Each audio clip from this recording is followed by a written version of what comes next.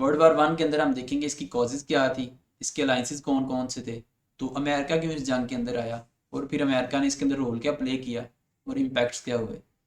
तो कॉजेज़ के अंदर आ जाएंगे, असासिनेशन ऑफ आर्च डूक फ्रांस जो है, ये फर्डिनेंड था ऑस्ट्रिया हंगरी का, तो उसको मार दिया एक सर्बियन नेशनलिस्ट ने। तो चूंकि सर्बियन ने मारा था, फिर ऑस्ट्रिया ने जो है वो सर्बिया के ऊपर जो है वो जंग डिक्लेयर कर दी।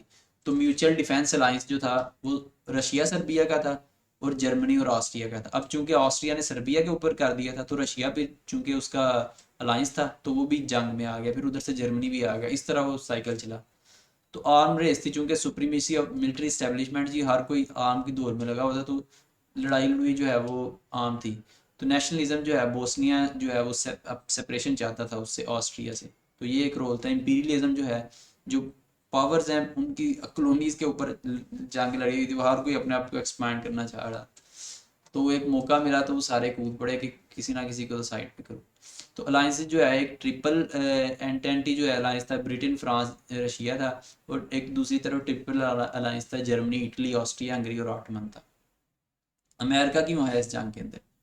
जो ट्रेड रिलेशन थे ना यूरोप के साथ, वो थे, अमेरिका ने असल में कर्जा दिया हुआ था। तो पहले भी इनका इनके ऊपर डेट था, और दूसरा भी, तो ये अगर ये हार जाते तो अमेरिका का तो वो सारा कर्जा गायब हो जाना, डूब जाना था। तो उसके बाद जर्मन सबमरीन जो है वो 1915 के अंदर, ये पहले, ये विल्सन था उस टाइम पे ना प्रेसिडेंट। तो विल्सन पोस्टपोन करता रहा, जो मोनरे डॉक्ट्राइन थी ना कि हम किसी के मामलात में इंटरफेयर नहीं करेंगे, सिर्फ अपना सेल्फ डिफेंस रखेंगे। तो ये उस वजह से ये टाल रहा था। जंग 1914 में ही लग गई थी, तो 1915 की बजाय 1917 में जाके डिक्लेरेशन ऑफ वार हुआ। तो उसकी वजह से टाल रहा था। तो जर्मन सबमरीन ने 1915 में ना इनके 3 शिप्स जो हैं वो, लुजिटानिया भी एक उनके अंदर काफ़ी बड़ा शिप था, वो डुबो दिए, अनआर्म्ड शिप्स थे। तो जिम्मरमैन टेलीग्राफ एक आया, वो फॉरेन सेक्रेटरी था जर्मनी का, जिम्मरमैन उसका नाम। तो उस वो टेलीग्राफ इन्होंने पकड़ा कि वो मैक्सिको को गया था, कि मैक्सिको जो है वो इनके ऊपर अटैक करे, उधर से हम जो है तो इसको साइड पे करें। तो रशियन रेवोल्यूशन जो है वो, लेनिन जो है वो पावर में आ गया था 1917 में। तो वो कम्युनिज्म जो है वो एक नई वेव उसकी शुरू हो गई थी। तो इनको वो भी डर था कि वो अगर हम ना उधर रहे, तो वो उसने अगर इनकी मदद की ना ब्रिटेन और फ्रांस वगैरह की, तो फिर उसका इन्फ्लुएंस जो है इनके ऊपर भी आ जाना है। तो हमारी चूंकि सारा लेन देन ही उनके साथ है, तो हम वो अल्टीमेटली इन्फ्लुएंस हम पे आएगा कम्युनिज्म का। तो वेपन्स जो है, इसी के वेपन्स सारे जा रहे थे उधर। तो इसके क्रेडिबिलिटी थी वेपन्स की, अगर ये हार गया तो फिर इसके वेपन्स किसने खरीदने थे। तो डेक्लेरेशन ऑफ वार, फिर विल्सन साहब कहते हैं आ जाओ जी। तो वो 1917 में उसने डेक्लेरेशन कर दी।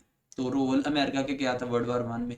शुरू में तो न्यूट्रल था, मैंने बताया, मोनरे डॉक्ट्रिन थे। 1918 जो है वो जर्मनी ने सरेंडर कर दिया, तो विल्सन ने 14 पॉइंट्स दिए थे, वो हम आगे अलहदा देखेंगे। तो ट्रीटी ऑफ वर्सेल जो है वो 1919 के हुई। जर्मनी जो है वो सारे अखराजात अदा करेगा जितने भी हुए हैं, फिर उसको अपनी जितनी भी कॉलोनीज हैं उसके ऊपर गिव अप देना पड़ेगा, टेरिटरी भी उसकी गई। तो इम्पैक्ट्स क्या हुआ इसने? इसने बुनियाद रखी थी वर्ल्ड वार टू की।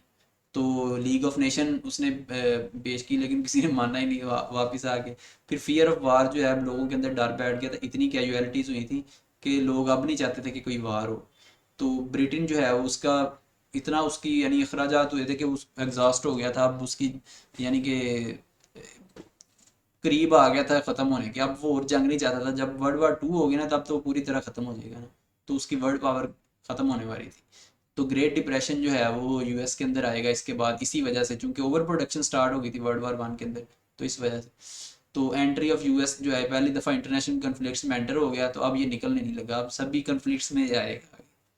Thank you very much.